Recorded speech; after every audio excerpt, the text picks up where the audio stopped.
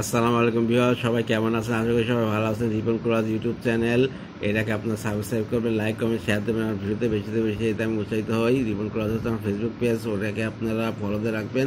এসো জ্যামিতি শিখি।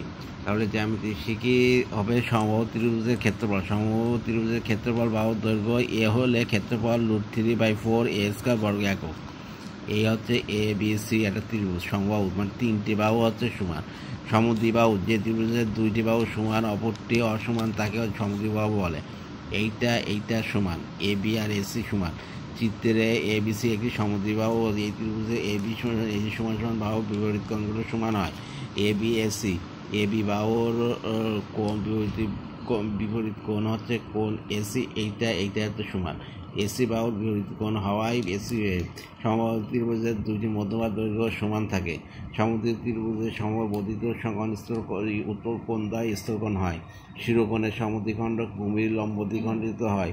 চিত্রে কোণ এ বি এ সি একটি শিরোকোণ। এই কোণের সমদ্বিখণ্ডক এডি।